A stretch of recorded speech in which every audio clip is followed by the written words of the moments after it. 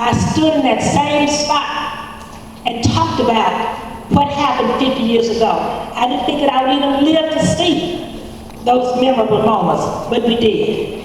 And so as we move forward and as we talk about what can we do looking ahead, I'm so glad to see so many young people here. Young people here, because again, there you go, give it up, give it up, give it up. Because it was many young people like yourselves, your ages, who came to Mississippi to help us in this struggle. And I pay great tribute to the young people whose vision is to help correct many, many injustices. And so, as we were tick-gassed that night, this is what I write.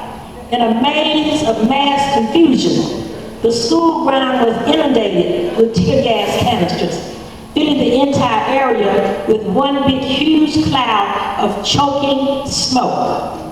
The canisters flew in every direction, forcing hundreds of people to the ground, screaming and gasping for air. I was one of those.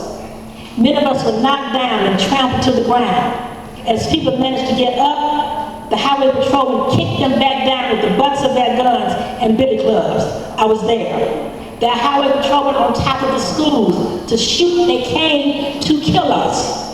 But because we serve a majestic God, because we serve, as the old folks say, one who sits high and look low, we were able to make it and still carry this struggle. So when people ask me, why after 53 years are you still out there in that struggle? My answer is simple. I made a vow. I made a promise that as long as I saw things that I could do, I would be out on the battlefield trying to do that. It would be my honor to autograph a copy of this bestseller for you today. This book has allowed me to provide $45,000 in scholarship opportunities to students around this state. So you can't tell me what one person can't do. So from the sale of a $10 book, that means I sold a lot of books, thank God. I'll give that money back to students so that they can be further educated. Finally, the posters that you see across the stage are compliments of the New Hope preschool. Kids 3 and 4 and 5 years old made these posters, and I'm happy to share those with you today. Thank you so much.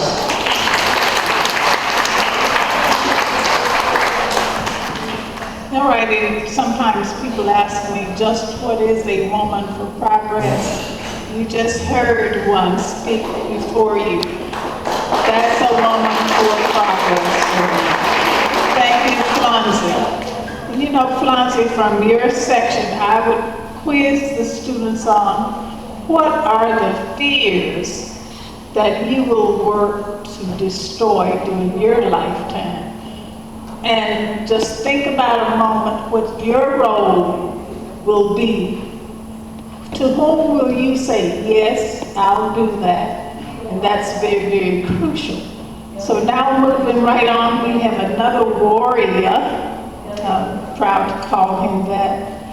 I recall seeing a very graphic picture of Reverend Ed King.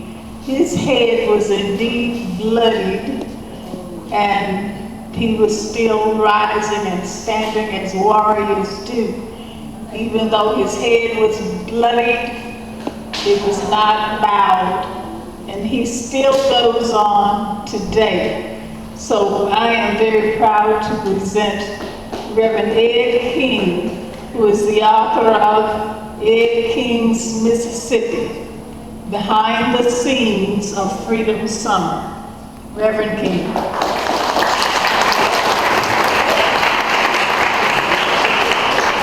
Thank you.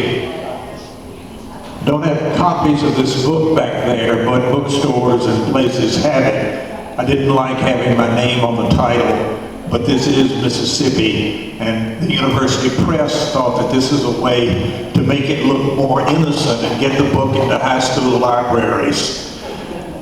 Most of the book is about Martin Luther King's visit in the summer of 1964 to Neshoba County, a week or so after our three brothers had disappeared. And I'm writing about it from the inside of being one of the organizers of Freedom Summer, but also a native Mississippian. I'm working now on a book that will cover parts of the Meredith March. I'm working on a book on the Mississippi Freedom Democratic Party as a grassroots political party, a model for America, and the political attacks, not just from the governor of Mississippi, but from the President of the United States, and how COINTELPRO was used. We know some against SNCC, but even down to attacks on Mrs. Hamer, those of us in the party.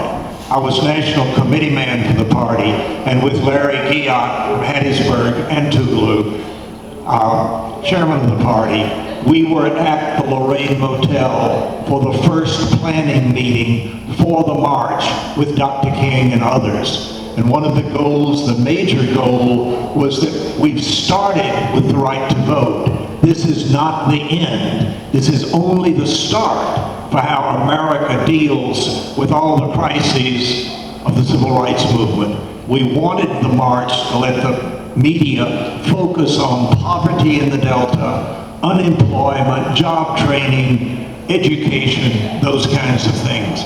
And I'll go back and read a little from my book. First, a serious paragraph, and then something a little lighter. In evaluating what we accomplished in Freedom Summer, quote, "We certainly did not expect any political victory in the 1964 summer that would result in overnight changes in life in Mississippi. What we did want out of the 1964 summer was the kind of victory that would keep the movement alive in hope and in work in Mississippi, that would allow SNCC to believe that their slow work would someday bring results, and above all, that would allow them to continue that work. The ultimate goal of Freedom Summer was to make the new work of organizing on the new issues possible. Since 1961, SNCC had learned much about organizing, but done little. So much time and effort were spent staying alive and fighting repression. The only way this freedom to organize, this freedom to start the work for the long haul could be achieved was by federal intervention. No appeal from black civil rights workers for justice could ever move Washington. But the white parents of white volunteers, their neighbors, and their congressmen and congresswomen just might be able to shape the federal government into action. The steps and scope of the Freedom Summer program developed out of this logic. What was needed was federal intervention in two ways: some degree of federal responsibility to guarantee the right to vote for black citizens, some degree of federal responsibility to control and limit the violence and harassment by public officials and private citizens against black people and civil rights workers. We were still working on that with the Meredith March, and we're still working on that today, but I think we have seen it applies to anybody on the bottom and their allies who's trying to change things in America. And we have to make America realize change is possible and change is still needed. I was going to read more serious things, but I didn't realize how many students we'd have here. So let me close with something. A few of us have heard me read this before about students. Most of us were your age or a little older, not much. We did what we could. Sometimes we had to laugh at ourselves. My wife then, Danette, worked in the freedom schools. Those schools were Charlie Cobb's idea. Jeanette had helped with the plans and the excitement about the ideas and wanted direct participation in the summer program led by Stockton Lynn. Despite my fears, she worked in